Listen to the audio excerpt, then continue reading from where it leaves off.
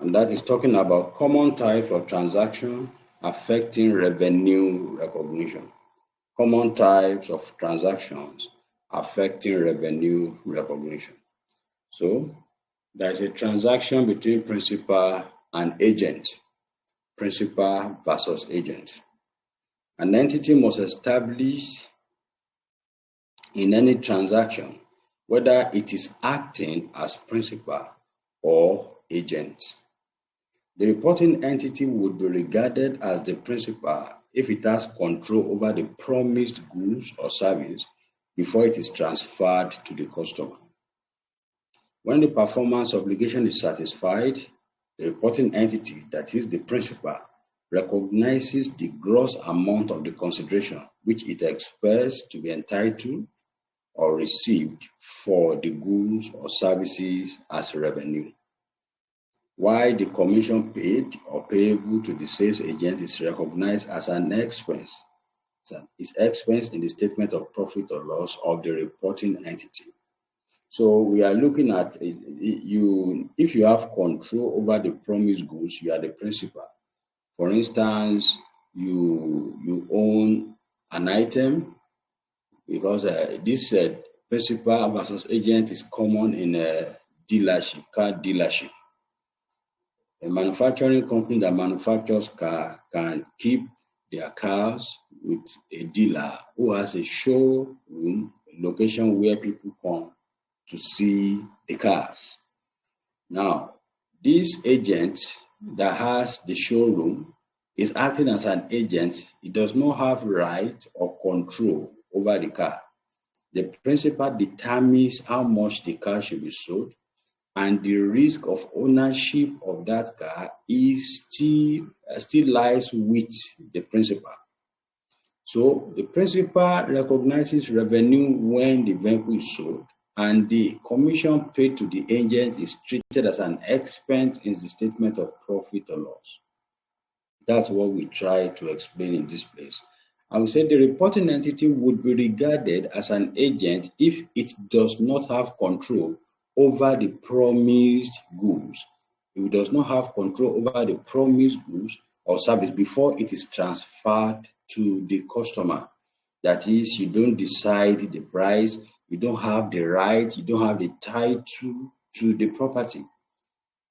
Whether it is sales of houses, buildings, land, you understand the law of contract between a principal and an agent. An agent who is selling on behalf of another person does not have the right to make any secret profit. It is an illegal act under the law of this country. That is, somebody says, help me to sell this land. You don't have the right to sell the land for more than the person has handed it over to you, because the land is not your property. You have no right or control over the land. You sell the land for the price that the principal has fixed, the owner of the land, and you are entitled to your commission based on the agreement. That is your own revenue. So we say that its performance obligation is to arrange for the sales of the goods and services, or arrange for the provision of goods or services by another party. Once this performance obligation is performed, then the reporting entity, that is the agent, should recognize that amount of the commission made on the sales as revenue in its statement of profit or loss. So the agent, the company acting as an agent, recognizes revenue after the sales has been made. The revenue recognized will be his own entitlement, the commission he has the right to receive. Then the agent should only recognize the amount of commission on goods or services rendered, and not the sales proceed as revenue in the statement of profit or loss. So we are now looking at indicators that an entity is an agent rather than a principal. They include the following. These are things that you will see before you know this is an agent, this is a principal, in case they bring that question up in the examination. Number one, another party is primarily responsible for fulfilling the contract. That is, for instance, if it's a contract of selling a house now, you will know an agent different from the principal when the right of ownership of the property under transaction is to be delivered by one, and the other just gets the customer to buy it. So the primary responsibility of fulfilling the delivery of the items on the underlying item in the transaction resides with the principal. Two, the entity does not have inventory risk before or after the goods have been ordered by a customer during shipping or return. That is, the agent does not have any risk. You don't have any risk. They park a car in your garage, you want to sell it. The risk of loss is not residing with you, the agent. It resides with the principal. You are just helping the principal to get customer. And if anything happens to the items you have sold, the agent has no liability whatsoever on that. Third one, said the entity does not have discretion in establishing prices. Yes, I mentioned that earlier, for the other parties' goods or services, and therefore the benefit that the entity can receive from those goods or services is limited. An agent does not have discretion on deciding the price, that we want to sell this thing for 1 million.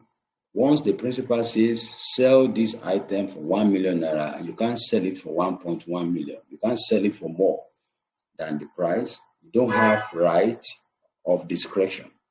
Number four, the entity's consideration is in the form of commission. That's how to know. It's in the form of commission. The commission you receive, it is your own revenue. And the fifth one, that the entity is not exposed to credit risk for the amount receivable from a customer in exchange for the other party's goods or services. That is, the customer has not finished paying. The customer has not finished paying you. The agent is not under any form of risk or of credit risk. That is, should the customer default, it's not going to affect the agent in any way. The risk resides with the principal, the owner of the property. So we have an example here that will just show us how transactions between principal and agent should be treated.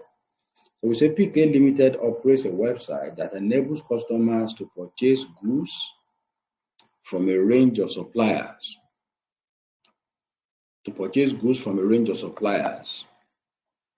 It is the supplier's obligation to deliver the goods and services directly to the customer who have paid in advance.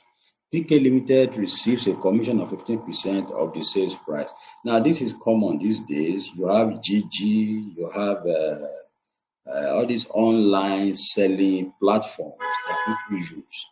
Now, those items you order on all those online don't belong to the owner of the website. But the owners who are suppliers have those items in their warehouse. They are selling it through the platform, and it's when you make order that the signal is sent to the suppliers, who will now try to make the good available and find a way of delivering the goods to you, either through the agent or directly from the supplier. So we say the PK's website also processes payment for the customers to this from the customers to the suppliers at prices determined by the suppliers. You can see PK Limited has no further obligation to the customer after arranging for the products to be supplied. During the year ended 31st December 2006, PK Limited, through its website, arranged for customers that purchased goods totaling 268,000 naira. PK Limited has received its commission due as at 31st December 2006. Required, show how the above transactions will be shown in the books of PK Limited and the supplier. Assume that the entire goods were supplied by a single supplier known as MMM Limited, and the goods cost MMM Limited 170,000. So we quickly want to post these transactions so we can know how it should be treated in the financial statement. We need to quickly know how the transaction should be treated in the financial statement. So we have our Excel sheet, which we are going to be using to do the calculation. So what I need to do is to quickly bring this question to the Excel sheet. So we will not need to be going back and forth, trying to see how this should be solved. So please, it is important for us to know the relationship that exists between the supplier and the agent, the principal and the agent, and how such relationship should be treated. How such relationship should be treated. It's very, very important. Sorry, I'm trying to get this done so that we have a seamless, smooth running class this morning. Quickly, let me put all this here. Just 1 minute.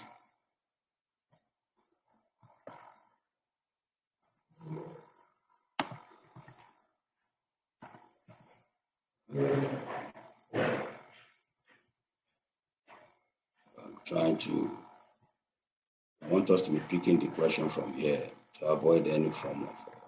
So this is a question we are working on, and we have an idea of what we are expected to do. The requirement is that we should show how the transaction. So first, let me put it here, example one.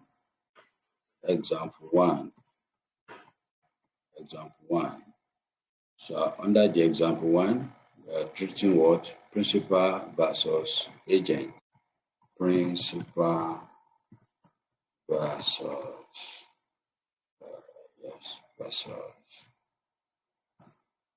agent. That's the transactions we are treating. And so first, let's show in the book of the principal. In the book of the principal, that is MMM Limited. MMM Limited. How is this transaction supposed to be treated?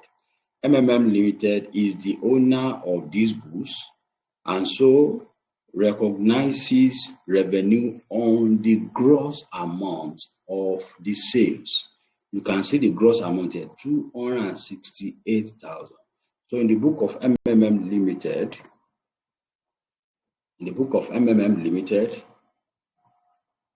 there will be revenue recognition. Revenue, that's statement of profit or loss. Let me put that there, please. Statement of profit or loss. That is statement of profit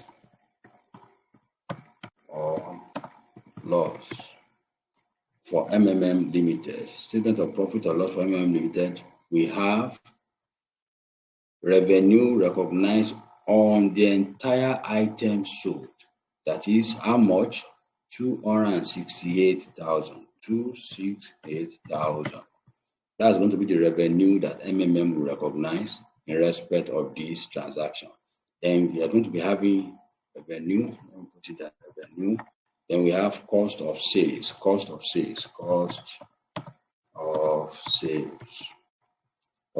sales, there is what? They said MMM Limited, they said show how the above transaction will be shown in the book of PK Limited and suppliers, and assume that the entire goods were supplied by a single supplier known as MMM Limited, and the goods cost MMM Limited 170,000. So cost of sales is 170,000. 170,000. That's the cost of sales. And so we are going to be having gross profit, or the difference between these two, which is how much? The gross profit is, let me have the gross profit here. Gross profit here. Gross profit is what? Okay, sorry. This is what we have as gross profit, 98,000. Then under operating expenses,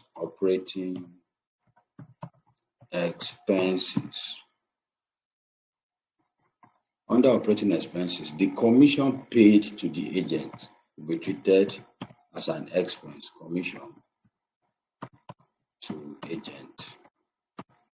The commission paid to the agent will be treated as an expense under operating expenses. And how much is that commission? We're told that the commission is based on how many percentage? 15%. You can see it here, 15%. So 15% of the entire sales of these 206. So let's find that 15%, that is commission. Commission is 15% of 268,000. 268,000. So I'm going to calculate that here equals 15%. 15% times 268,000, and then the commission is what? 40,000 and 40,200. That's the commission. So that is the amount that this organization. So there is net profit. Therefore, if there is no other expense, the net profit will now be the difference between these two for the supplier and the financial statement of the supplier. This will be the net profit, assuming there is no other expenses. We are working on this based on the information we have. This will be the net profit in the book of the supplier.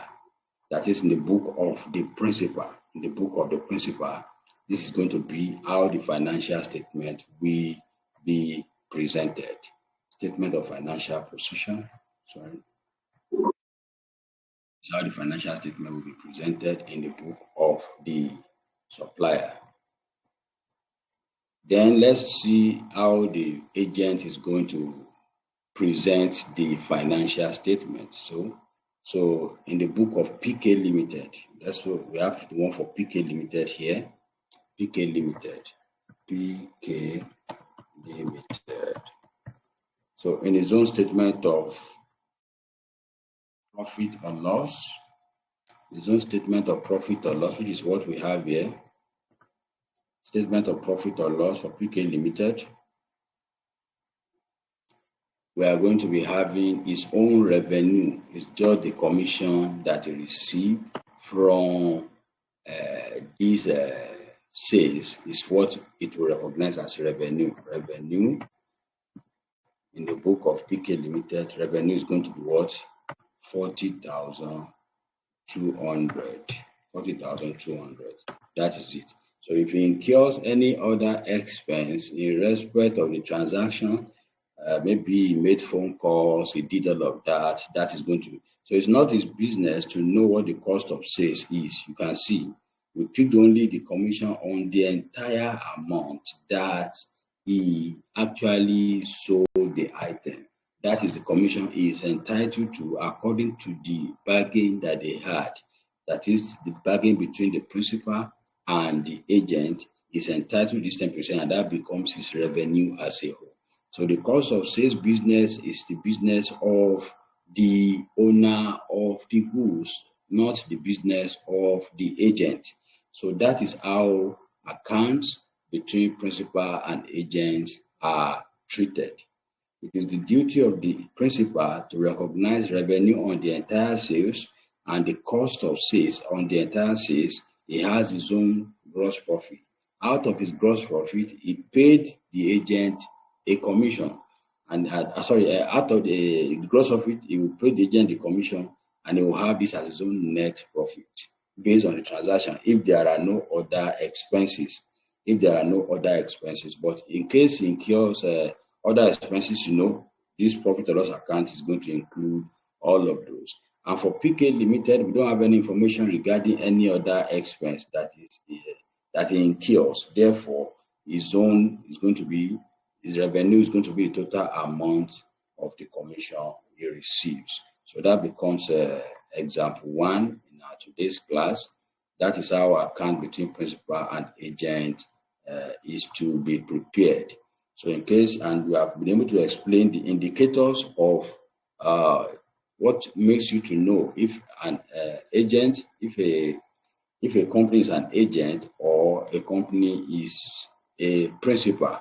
Those indicators we explained should be put into consideration when those things are being considered. So quickly, let's move on.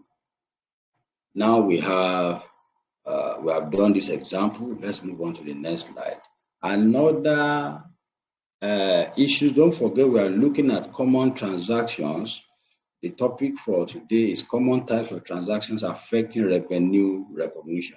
And so the first one we talked about is what the principal and the agent. The next one we are talking about now is going to be repurchase agreement. Repurchase agreement. Repurchase agreement. So there are relationships between customers and the seller that can be an arrangement to repurchase items. So under a repurchase agreement, an entity sells an asset and promises or has the option to repurchase the asset.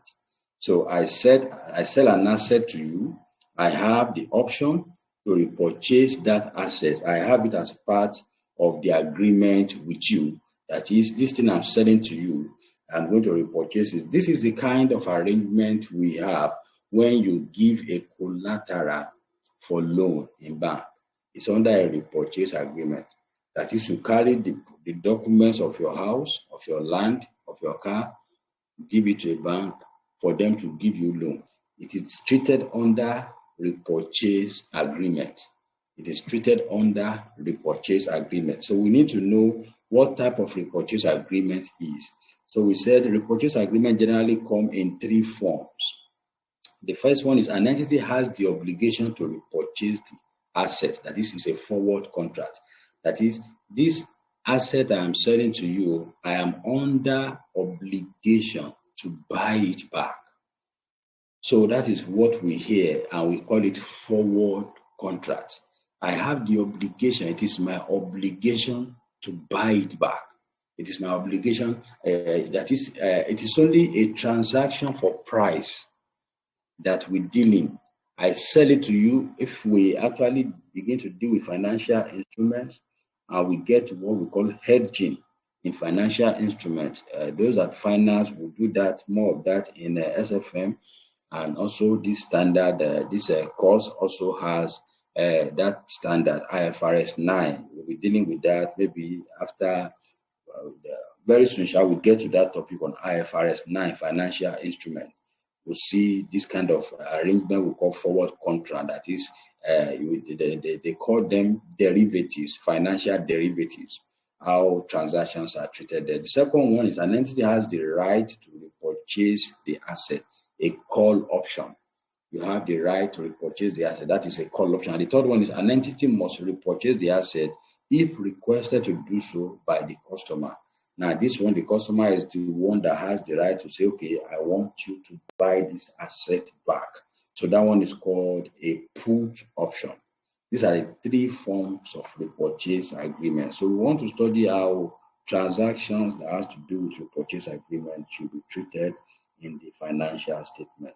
So let's first look at forward contract or a call option. They say no revenue should be recognized. Let me try to bold this a bit so that you can see more clearly.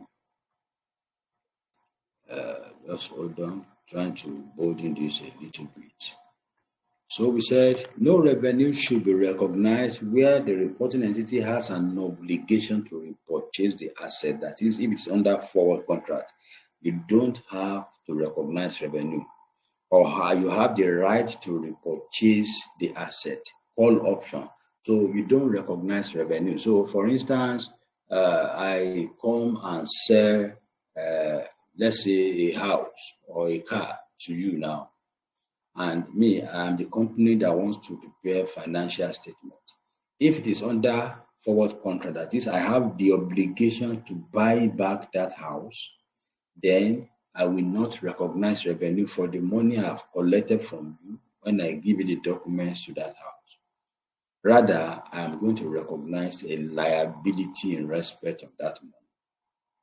If it is also a call option, that is, I have the right to buy it back, then it will not be assumed that I have sold it to you.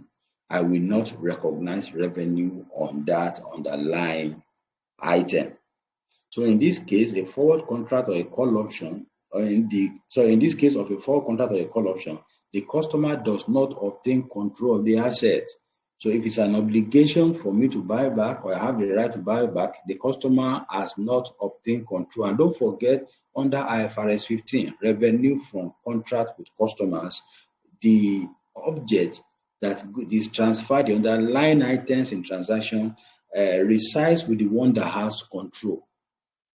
So if control has not passed to customer, the vendor, that is the entity that is selling, does not have the right to recognize revenue. Revenue can only be recognized when control passes to the customers. Okay, yes, I've increased the font. Is the font clear now, Mr. No, I just read your chart. What do you say about the font now? Is it clear for this one? Is it clear now? Is it bold enough? Please quickly respond so we can proceed. That's what I just did that time. Okay, the font is okay now. Thank you very much. So what I'm trying to say is that you don't recognize revenue.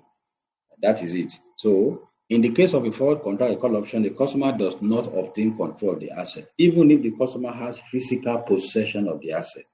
The reporting entity will account for the contract as A1, a lease in accordance with IFRS 16. If the repurchase price is below the selling price, that is the amount you want to collect back, that the amount you have to pay back. For instance, now I give you a car and I collect 2 million naira from you, and the arrangement is that I have the obligation to come back and collect the car after 3 years and give you 1.5 million. That is a forward contract that has what? A lower repurchase price. That will be treated as a lease. It will be treated as a lease because it will look as if you lease the car. You are supposed to use it to make money between the 3 months arrangement that we have. And so when I'm collecting the car back, the value of the car would have depreciated, and how much I'm to refund you back will be lower than how much you paid initially. So that will be treated as lease. There is what a standard called IFRS 16. We'll be treating that also shortly. It talks about lease arrangement, and now transactions relating to leases should be treated. It's an interesting standard, although it has some complex calculations, but you are covered. I'm going to make sure I do justice to that because it comes out very well. The last diet case study, they tested IFRS 16, and I think maybe CR also, IFRS 16 is tested. It's also tested at FR level. So 2, a financing or a loan arrangement if the repurchase price is equal or greater than the original selling price. So this one says, if when I give you the car, you give me 2 million, and I have the obligation that in 3 months' time, I'll come and collect this car and give you something like 2.2 million, or I give you the same 2 million I collected from you. The transaction will be treated as a financing. It will be treated as if I borrowed money from you and used the car as a collateral, and the money comes back to you with interest. That is why they are saying it will be treated as a financing or a loan arrangement if the repurchase price is equal or greater than the original selling price. In this case, the reporting entity will recognize the item sold as asset in the statement of financial position. I will still be keeping the asset. This is it now. I have given you the car, right? But I have the right and control over the car because the title of the car lies with me. You only have physical possession of the car, and I have collected the money from you, and the arrangement is that when I'm collecting the car back in 3 months' time, I'm going to refund the entire money I've collected from you with certain amount, which will serve as an interest. So in my financial statement, in my own financial statement as a company, that is in my balance sheet, the car will still be appearing in my balance sheet under non-current asset, as though the car is still in my custody. You see now, and then so in the case of revenue, we recognize the item sold as an asset in the statement of financial position, while the sales proceed will be recognized as revenue. So the double entry, when I give you my car and collect 2 million from you, the double entry in my own financial statement is that my asset is still, I collect the cash, I debit my bank and credit liability. but the asset does not leave my financial statement because it is still my property. So that is how that. So we can say based on the above, it means that a forward contract or a call option is not a sale transaction and should not be accounted for as revenue. So please, indications of forward contract or call option. Because when ICANN will come, they will not call it forward contract. They will not call it call option. They will tell you that Mr. A Limited sold a property to Mr. B Limited, and A Limited has an obligation to repurchase the contract back for an amount less than he sold it. They can say he sold it for 5 million. He has the right to buy it back for 3.5 million after 1 year. When you see that, it is he has the right or the obligation. If it is a right, then if they say it has the right, then it's a call option. If it's an obligation, it's a forward contract. Either way, the next thing you need to check is to know at what amount the transaction is taking place. If at the time of transferring the asset, the price that it is sold is going to be lower than the price of the purchase is below the price of selling, it's going to be treated as a lease. And when we get to IFRS 16, you will see how leases are treated. These are very, very important concepts. But if the amount of repurchase is equal to or higher than the amount of the original selling price, then it's going to be treated as a loan, as a financial instrument, a liability, a loan, as if you borrowed money. So that's very important. So the third one is the put option. Don't forget, the number 3 is that an entity must repurchase the asset if requested to do so by a customer. That is, you have sold it, but if your customer comes and say, hey, you must buy this back, I don't want again, come and take your car, then it is a put option. So let's see how a put option. Let me try to also bold in this. While I was working on this, I wasn't trying to see that the font be lower than it is. So I'm trying to see if I can broaden it a little so that you'll be able to see clearly from your end what we're actually dealing with here. So it's a put option, a put option that is issued or written put option. Where the reporting entity is obliged to repurchase the item sold at the request of customer, that is a put option. It must consider whether or not the customer is likely to exercise the option. The following should be a guide on how to treat a put option. This following that we have listed must be a guide on how to treat a put option. A put. Okay, sorry. Somebody said, can we say it is also hire purchase? No, it is not hire purchase. Hire purchase is a different treatment. Hire purchase is a different arrangement. You are paying certain amount on installment or at regular interval. The agreement at the point of hire purchase is that I am selling to you and you'll be paying this amount over a period of time. That is hire purchase. That one has interest element on it. But this forward contract or call option that we're explaining is not it's like I borrow money or you lease my property. So they brand it with that name, but it can only mean two things. If I give you my car and collect cash from you, then I have borrowed money from you. If the money I must pay back to collect my car is higher than the money you gave to me. The other one is if the money I'm to pay you back to collect my car is lower than the money you gave to me, then it will be treated as if you lease the car. You use it, it may be property. For instance, I have a land that is worth 5 million naira, and I transfer the land to you, you give me the entire 5 million naira. But the arrangement is that in 1 year or 2 years' time, I'm going to collect this land back. I have the right to collect the land back, or it's an obligation that I might collect the land back based on the agreement. Then we now look at how much am I supposed to repossess the land. If the amount is lower than the initial amount, then it will mean as if you lease the land, You used it for that period, and what I'm paying you back is lower than what I collected from you. There's a way to treat leases under the financial statement. IFRS 16 addresses that, and we are getting to that shortly. Then, but if the amount is higher, if I'm paying you now, I collected 5 million from you and I give you my plot of land. After a year, I'm going to give you 5.5 million or 5.2 million naira, which is higher than, or I'm going to give you even the equivalent of 5 million naira that you gave me. Then it should be treated as if I borrowed the 5 million naira from you and gave you the land as a collateral. Thank you very much. I've seen your response. So now on put option. This put option is that the customer has the right to request. If the customer requests that this market where you sell from me, I beg, I don't want again. You are under obligation to buy it back. That is a put option. So it must consider whether or not the customer is likely to exercise that option.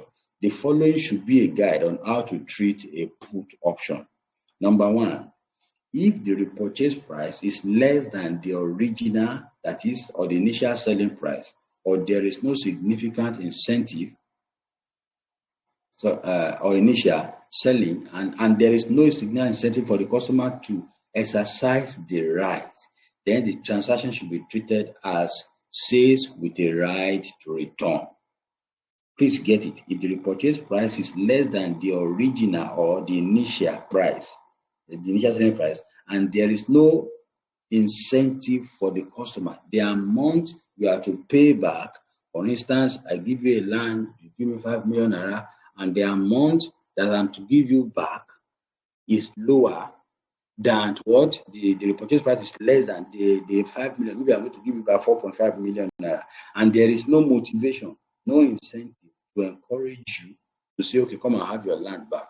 Then it can be treated as sales with the right to return. You have the right to return, but until you exercise that right, nothing happens. You are the one that has the right. You have the land, you have the right to say, I don't want again. Then I'm under the obligation to buy it back under that arrangement. Then we call it a put option.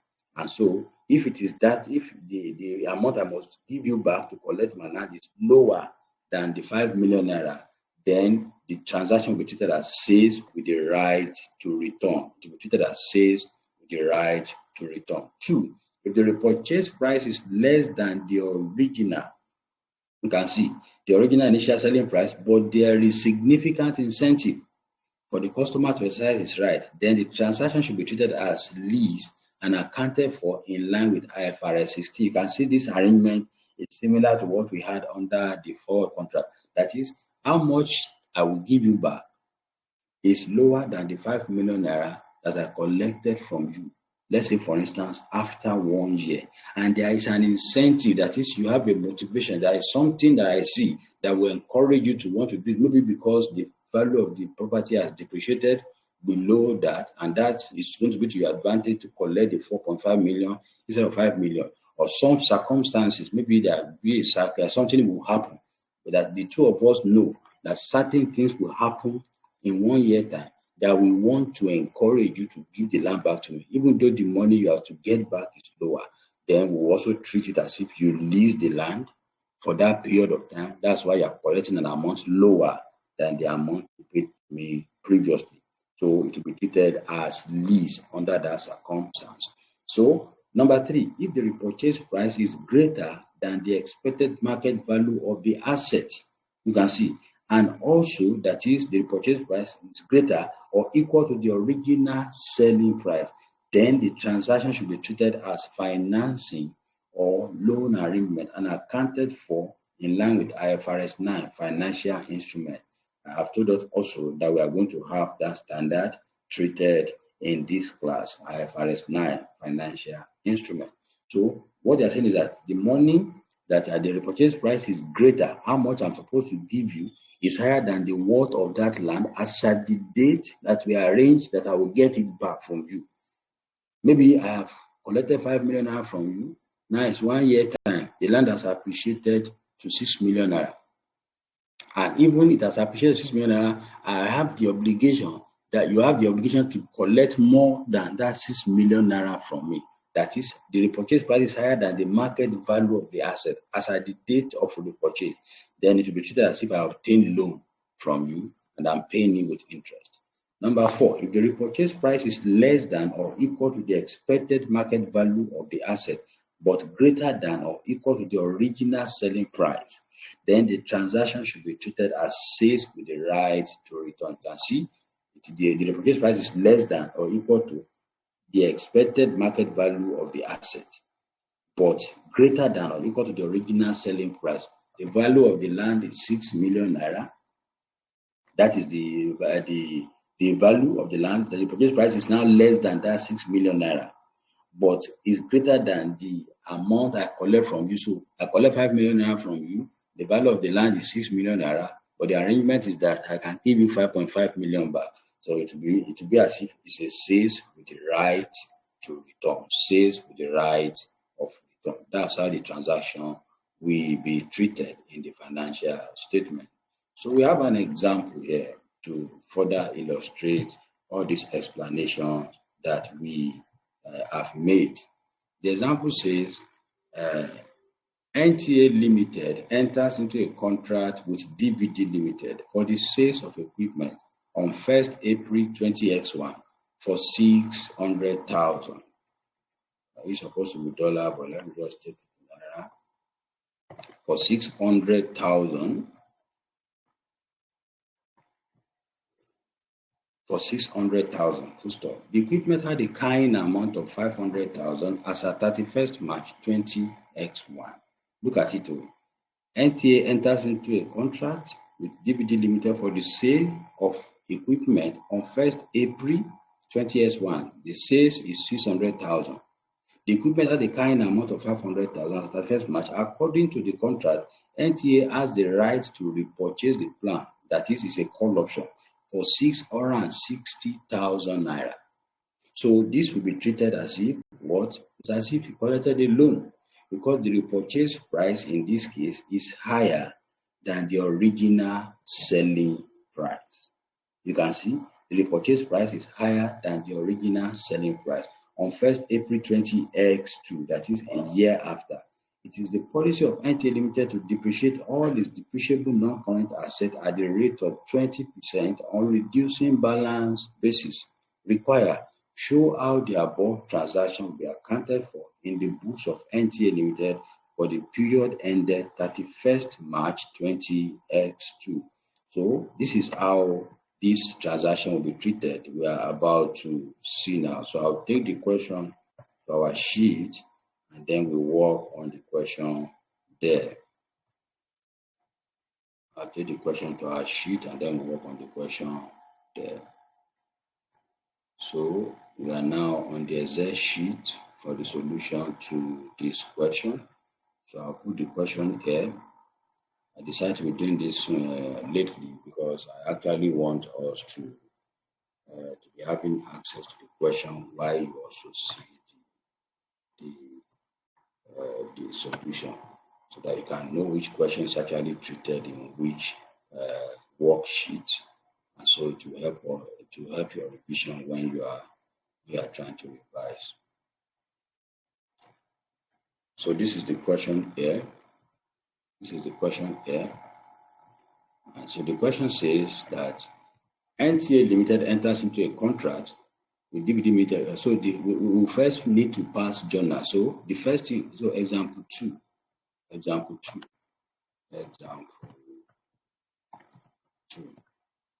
this example 2 is on what? It's on repurchase agreement. Repurchase agreement.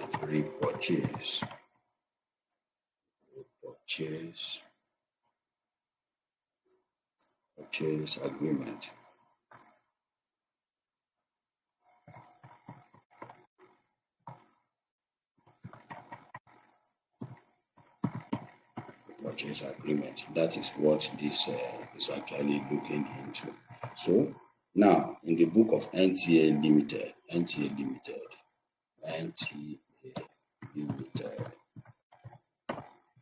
So what we are doing under this is to understand what NTA Limited will do on 1st April. The first thing is What will NTA Limited do on 1st April 20X1 when it collected that 600,000 naira?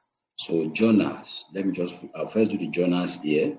Then after the journals, we'll now prepare the financial statement. So let me have the journals here.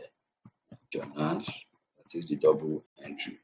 So we have debit, we have credit. So on that first day, that is the first day that this NTA Limited collected this money from the customer, the journal will be, so I'll put the date here. So let this place be the date. So the first date we are talking about is 1st April 14 20X1 20X1. That's the first date that we are working with. Okay, that's the first date we are working with. The journal on that date will be what? We are going to debit bank because we collected money, and credit liability, a repurchase liability. That is going to be the journal. So debit bank, because the money came into bank, with how much? The amount received 600,000, and credit the repurchase liability. Repurchase liability. With how much? The amount of repurchase, which is the same amount that we incur. You can see that that is the first journal, and this journal will be described as being the amount received from DVD Limited, being the amount received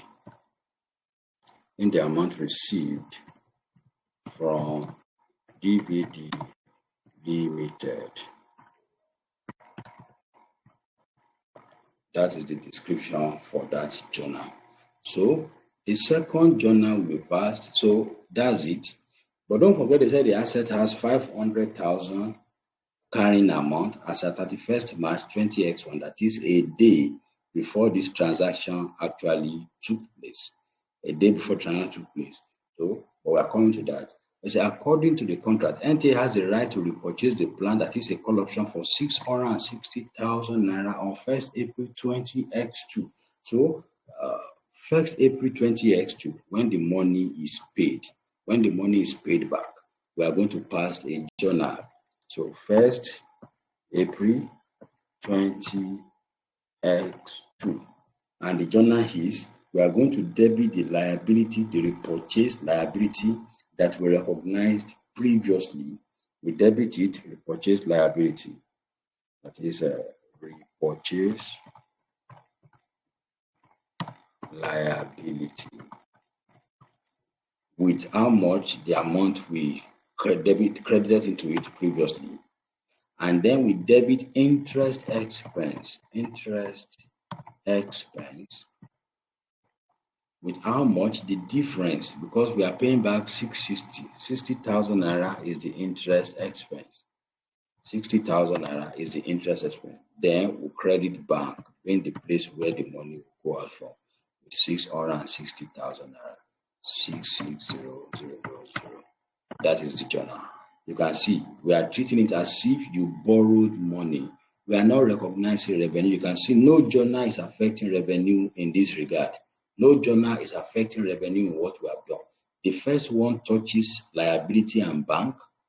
The second one touches the interest expense, which will go to the statement of profit or loss, and the repayment of loan. So what I'll be doing now is to now do, so we want to work on the asset itself, because the asset, the law says the asset remains the property of the seller. That is, this asset remains the property of NTA Limited. Therefore, in 2022 and 20X2, the asset will be depreciated. So asset, underline asset, underline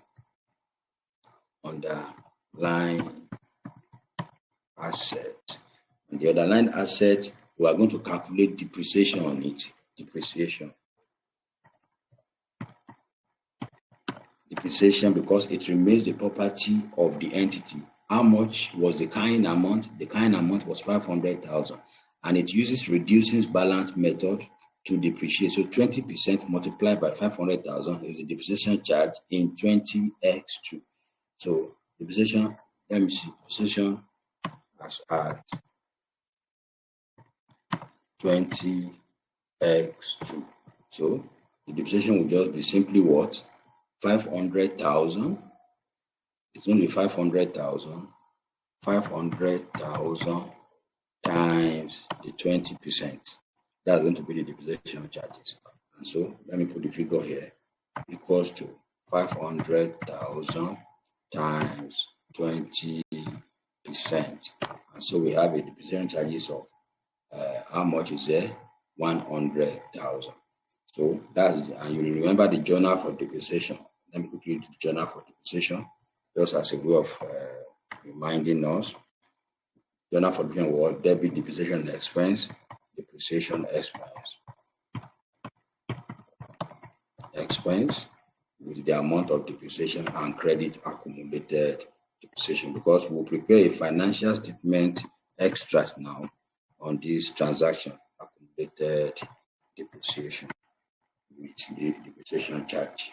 That's the journal for depreciation. So quickly, let's do financial statement extract on this transaction and see what it's going to be like. So statement of profit or loss extract here. Statement of profit or loss extract.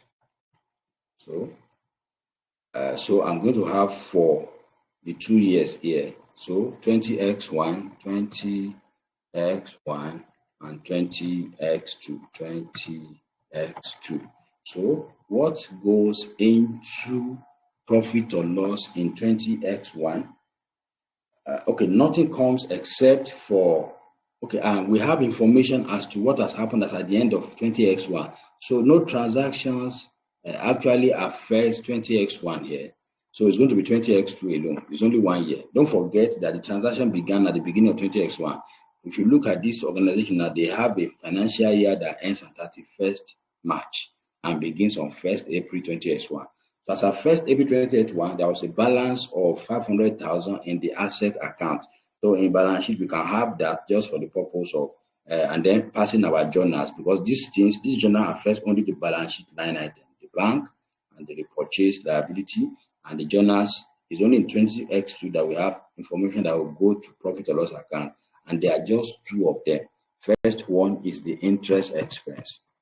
Interest expense, which will be the amount of interest on the loan that we are going to pay back in that year. So I put the Naira note here. Interest expense is going to be this amount of interest that we pass as journal. And the second one will be depreciation.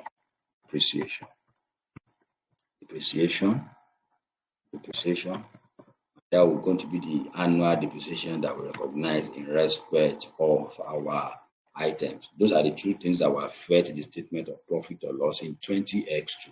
But in 20x2, for statement of financial position, statement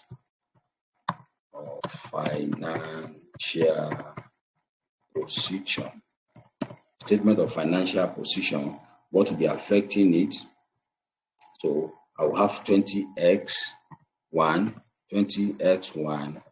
and then I have 20x2 for statement of financial position. So in 20x1, when the loan was received, the transactions enters into the financial statement of 20x2 under non-current assets,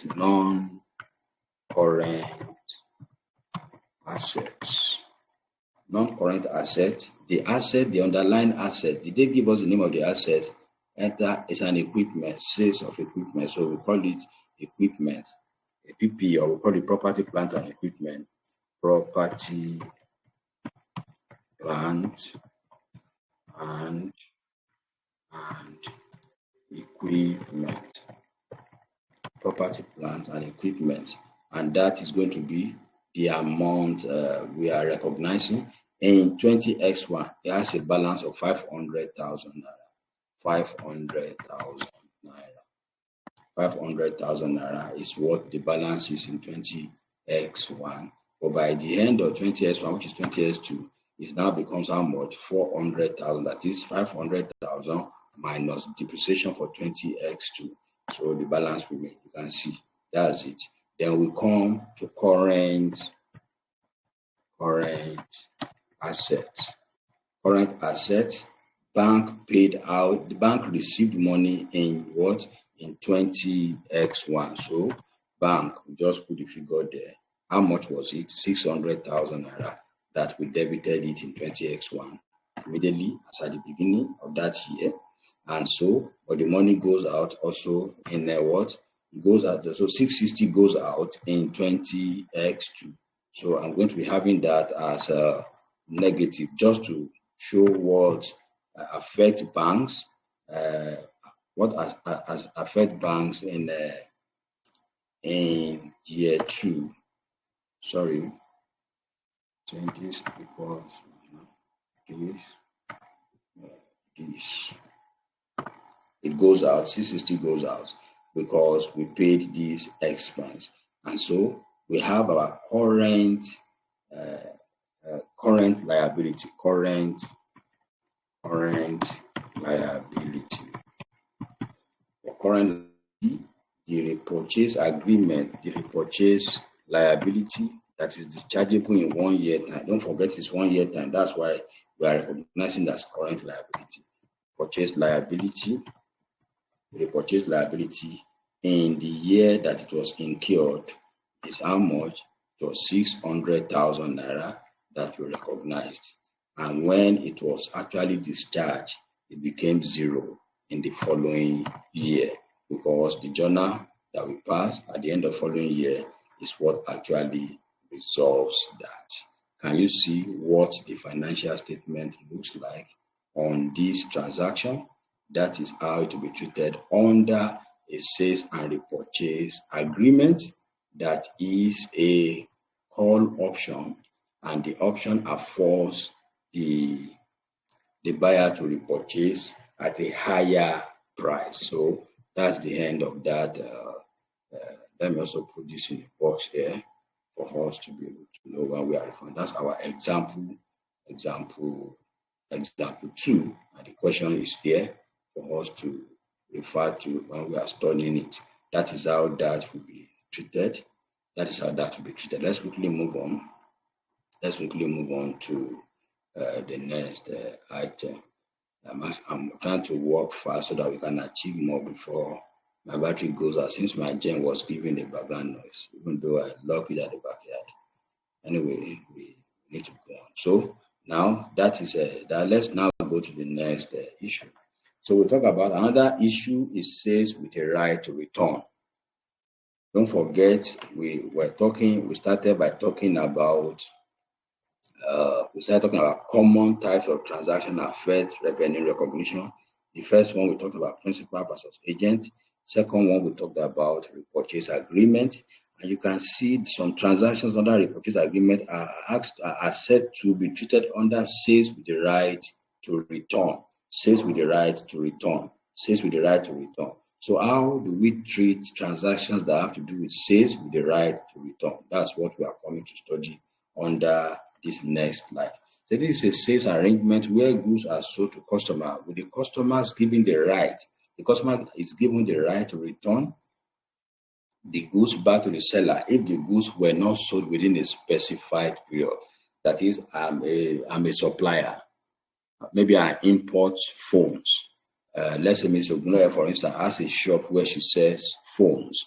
So I supply her with all kinds of phones, iPhones, Samsung, smartphones. I say, sell these items, and I give you between now and 3 months. Any ones you cannot sell from this item, return them back to me between this specified period. If it goes beyond the 3 months, you don't return them, it will be treated as if you have bought them. All I will expect from you is that you will pay me my money. That is an arrangement which says with the right of return.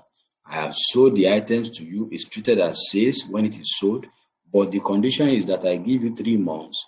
You have the right to return them back within 3 months. If in 3 months you don't return them back, then it will be treated as if you have bought the items.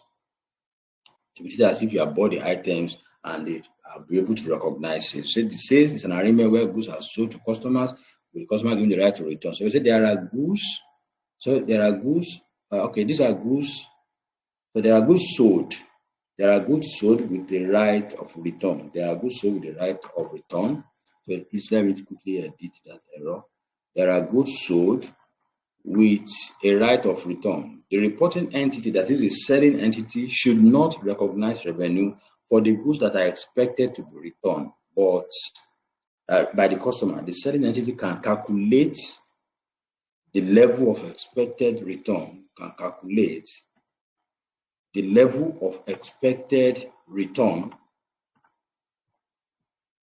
returns using the expected value, that is the probability weighted sum of amount, or simply by estimating the most likely amount. However, when the expected level of return cannot be reasonably estimated, then the entity, that is the selling entity, should not recognize revenue until the customer has sold or used the goods, or without selling the goods, held or retained the goods beyond the specified period. Don't forget, I said under this arrangement, there's always a specified period for you to return the goods. So, according to IFRS 15, revenue from contract with customers, goods sold with a right of return to customer, which the level of expected return can be estimated, should be treated as follows. This is how they treat it. Number one, the percentage of the sales value that is not expected to be returned by customers should be recognized as revenue in the statement of profit or loss. Two, the percentage of the sales value that is expected to be returned by the customer should be recognized as a refund liability under current liabilities in the statement of financial position. Three, the total sales value should be recognized as trade receivable if the customers have not yet paid for the goods. Otherwise, it should be added to cash and bank balance if the customer has paid. That's what it means. Number four, the percentage of the cost of value of carrying amount of the goods that is not expected to be returned by the customer should be recognized as cost of sales in the profit or loss account. Five, the percentage of the cost value or carrying amount of the goods value that is expected to be returned by the customer should be recognized as a right of return asset under current asset. Six, the total cost value of the carrying amount of the goods should be subtracted from inventory. You can see all these steps are there. Don't forget, don't worry, after this morning, I'll put this lecture note in the chat, so you can also use it as a guide when you are studying and watching the video for this standard. Because I can't usually, they are likely to test the standard, they usually test IFRS 15. All these technicalities, you need to understand the steps to treating them. So we have an example here. Let me try to go to this example to treat that sales with right of return. Sales with right of return. So we say example 8, talking about cash, sales with right of return. On 28 December 20x2, cash sold goods to a customer for 2 million naira. Cash purchased the goods for 1.6 million naira. The terms of the sales are that the customer has the right to return the goods for a full refund within 1 month. You can see 1 month. After the 1 month period has expired, the customer can no longer return the goods and payment becomes immediately due. Cash has entered into transaction of this type with this customer previously, and can reliably estimate that 10% of the products are likely to be returned within the 1 month period.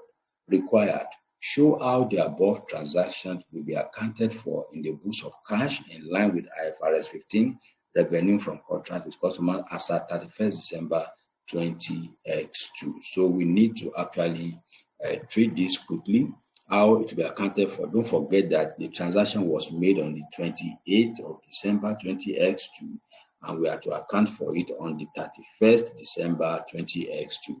It is still within the 1 month arrangement that they had in this transaction. So we will go to our normal Excel sheet where we are going to be doing the workings shortly. We quickly treat that in our Excel sheet. for workings. So I'll copy the question and also place it there for us to have both the question and the solution in the same place. So let me move here. We have that as example 3. So is it example 3? So yes, we have done 2. So this is going to be example 3. So I'll put it here, example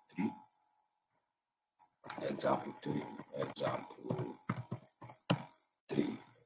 Oh, sorry, I want to put it in title case. Example 3.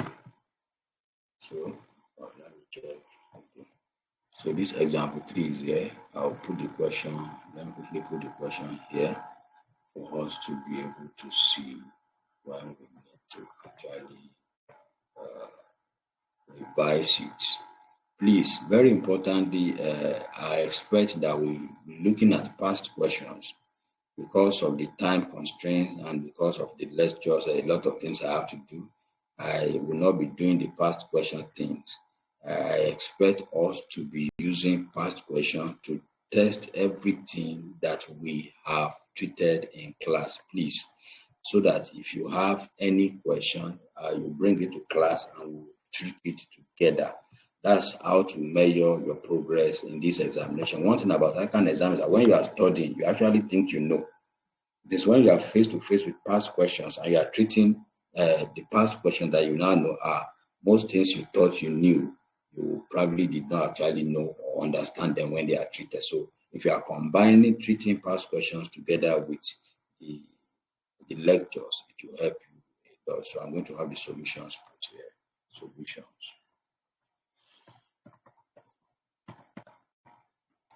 The solution to this example is down below here. So let's first look at it. On the 28th, what is going to be the journal that Cash Limited will pass the moment he sold these goods that is worth 2 million naira to his customer? What is going to be the journal? So let's quickly do that first. So let's first look at the journal entries. Journal entries. The journal entries. So we have our debit, we have our credit. So the first thing we do is that when this sales was made, so I'll put a naira sign and I want to round it to the nearest thousand. I'll do the same thing here, nearest thousand. So the first thing we do is that when this sales was made, when this place was on the 28th, so let me put the date here. Dates. This place represents dates. So 28, 12, 20x2. The journal that will be passed in the financial statement of Cash Limited. Okay, let me put Cash Limited journal entry. Cash Limited journal entries. So we have that there. So in the book of cash, the first journal is this amount that was the entire value of the goods is 2 million naira. So you debit trade receivable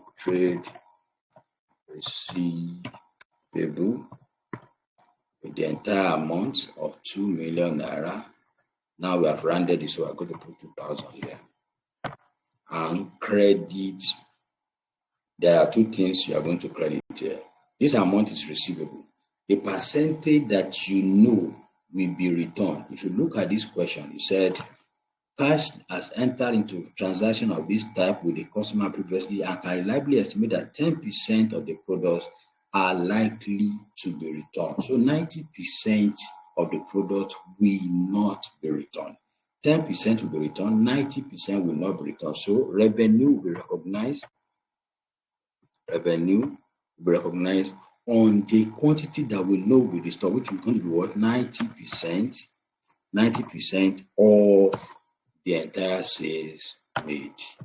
You can see 90% of the entire sales made. I want to quickly remind us, we were told in the question, in our guide, quickly let me show us that so that you can understand why I've done what I've done. Look at it. Sales will be recognized first in the percentage of sales not expected to be by customers will be recognized as revenue. That's the first step. The percentage of sales value that is not expected to be returned will be recognized as revenue. And second one, the percentage of sales expected to return should be recognized as refund liability.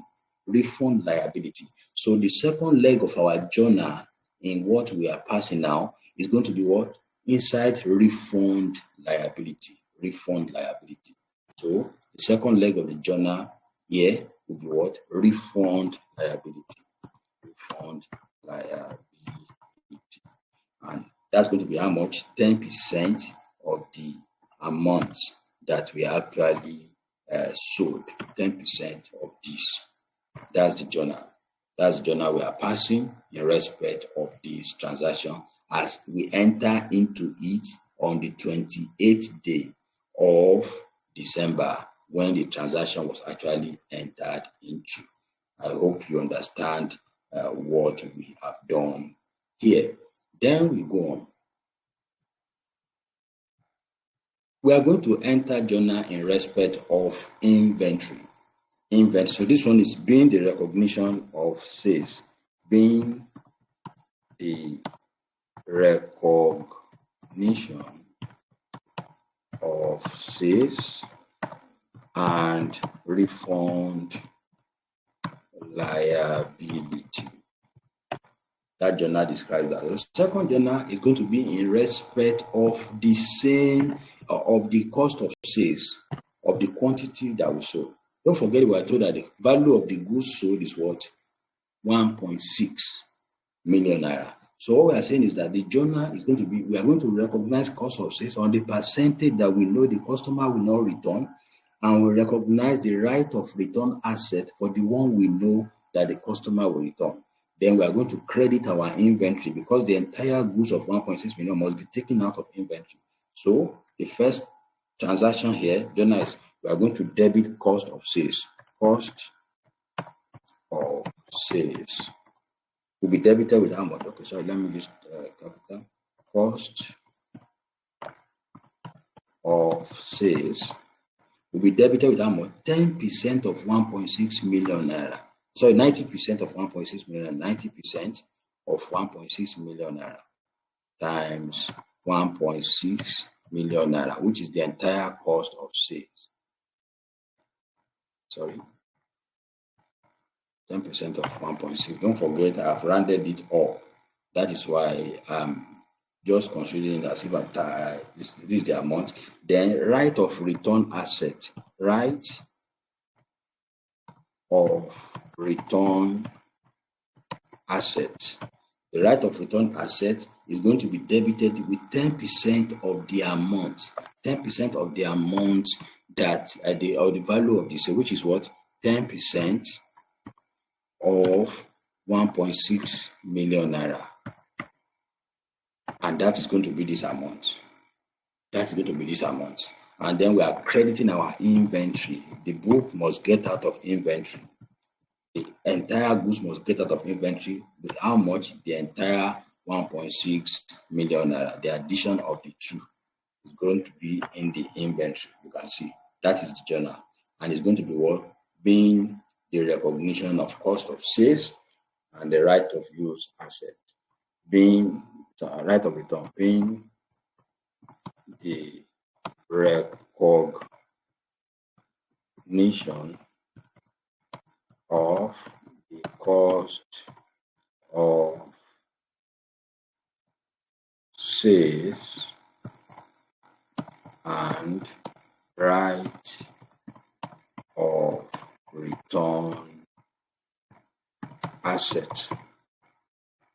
So what they said, what the guidance says is that this will appear under what? The right of return asset will appear under the current asset. We have seen the journal that we passed now, the two journals we have passed in respect of these transactions. So we quickly do the financial statement extract to further satisfy everything we have done. So I'm going to have statement of profit or loss here. statement of profit or loss. Sorry, let's forget this. Statement of profit or loss. Statement of profit or loss for the year ended. For the year ended 31st December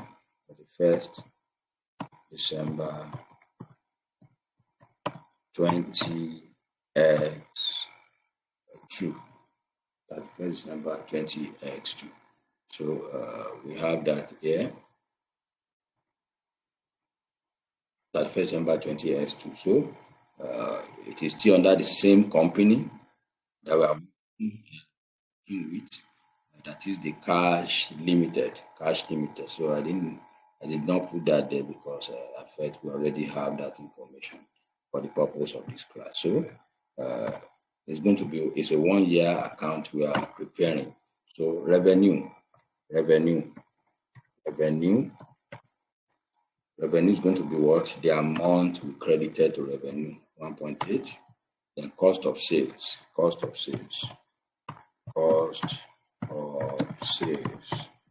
going to be how much? The amount we debited to cost of sales. So we have our gross profit arranged from these two. Gross profit arranged from here. That is going to be the amount that will go to the statement of profit or loss in respect of this transaction. That's going to be the amount that goes to statement of profit or loss. Then we have our balance sheet, statement of financial position, statement of financial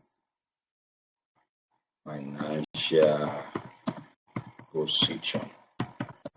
For the statement of financial position, statement of financial position. So what we have here, I want to put the right rounding there. So under our current asset, let me just say yes, non-current asset.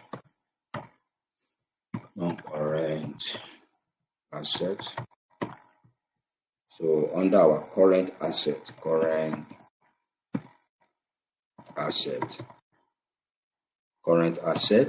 we are going to recognize what the rate of return asset, which is going to be how much the expected items we are expecting the customer to return.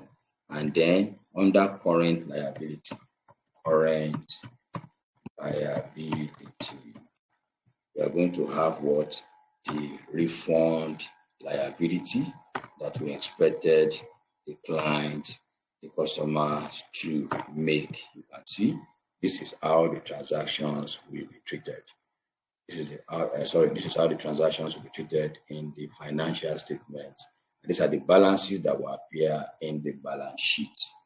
Sales will be based on amount we know you cannot return based on estimate. A right of return asset will be based on the amount, the expected return we have.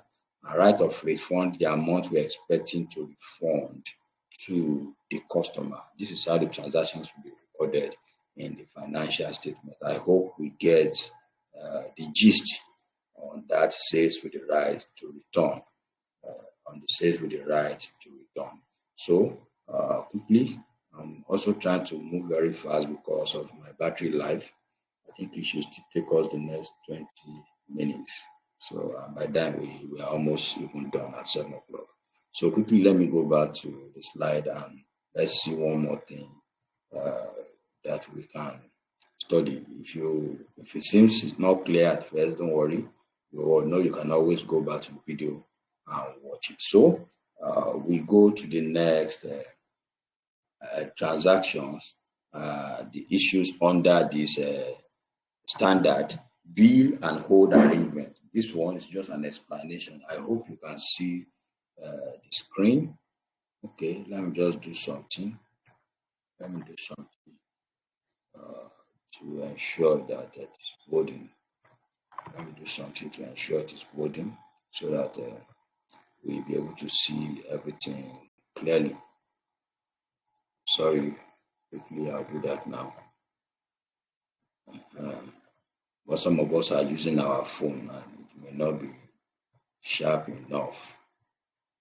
We need to see what is on the screen very clearly.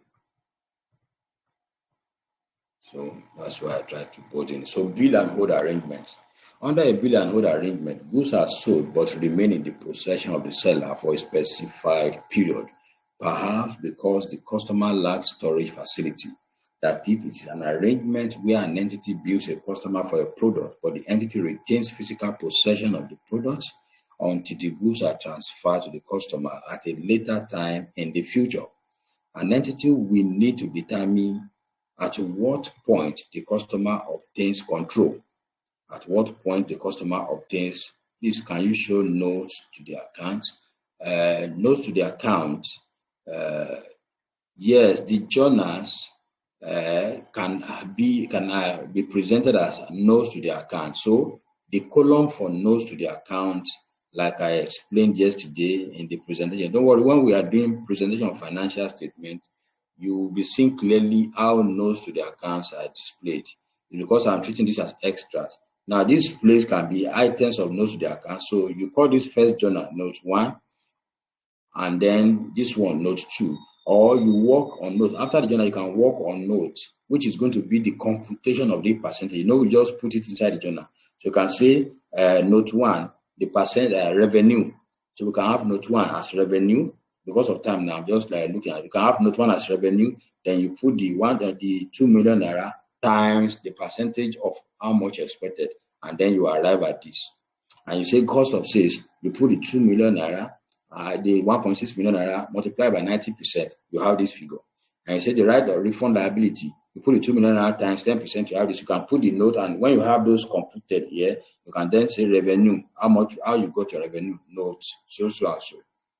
Just let me do an example of that. Now you can say revenue, and when we revenue, just say revenue computation. So the gross sales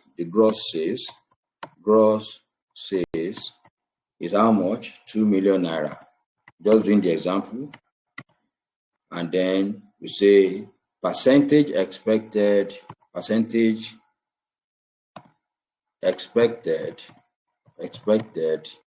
to be returned based on the question is what? Is 10%. And then you can now say percentage not expected to return, percentage not expected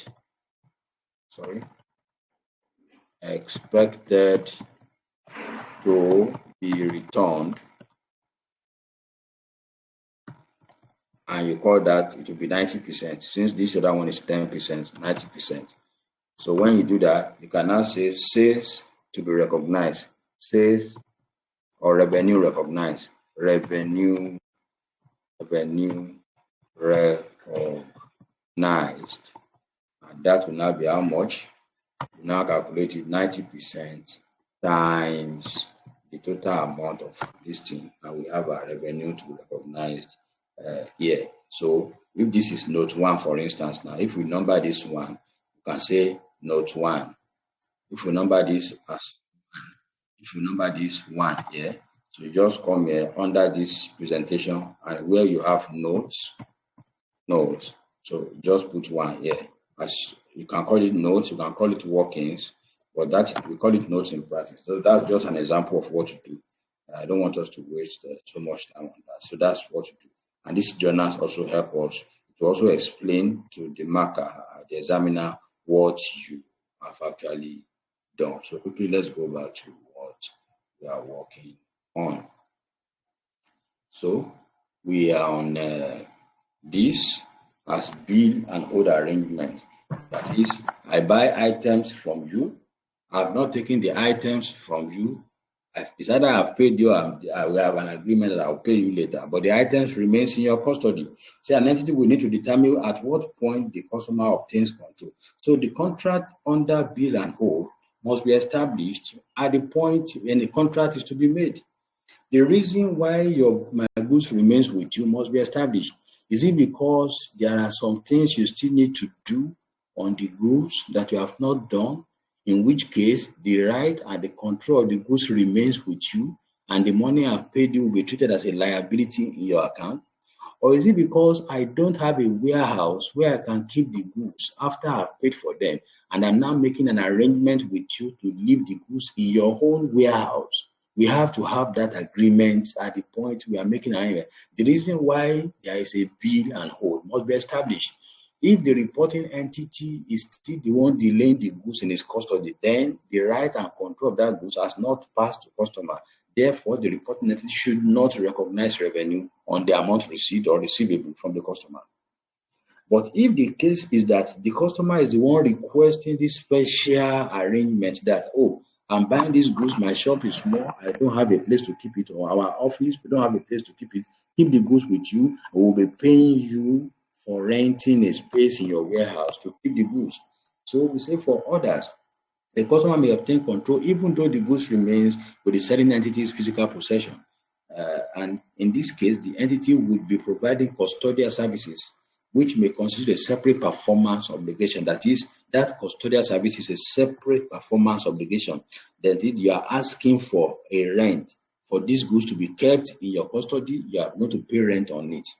That's why we call it a separate performance obligation to the customer over the customer side. For customers to have obtained control of a product in a bill and hold arrangement, the following criteria must be met. These are criteria that must be met before you can say customer has obtained control. Number one, the reason for the bill and hold must be substantive. For example, requested by the customer. That's when you can know that this has passed to customer. The customer is the one asking that, still keep this thing with you, I'll pay them later. Number two, the product must be separately identified as belonging to the customer. That is, if it is this blue shirt, this black shoe, this brown belt, you have pointed to them, and the owner, the business, the company selling them to you has picked them away from the shelf and packaged them specially. Must be identified. It's not as if, okay, I've paid for one shirt, that shirt is in your shop, and the shirt you pick, the day you come for it, they said the shirt is no longer, it has been sold to somebody else. That is a different arrangement entirely.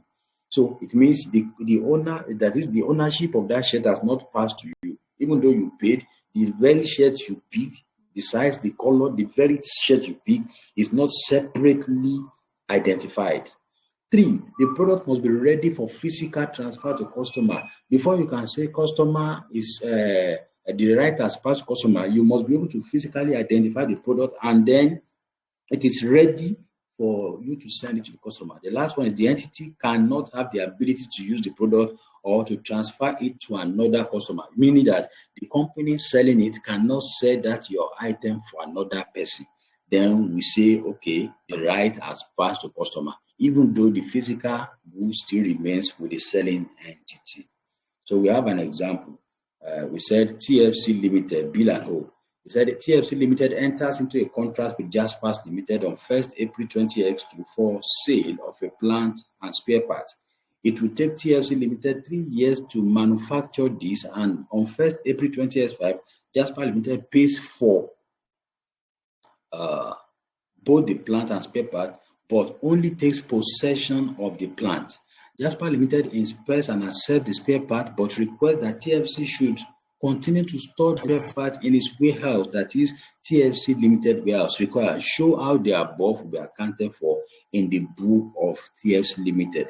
It is very simple. Now, the arrangement is that, you see, the contract actually was established on 1st April 20X2.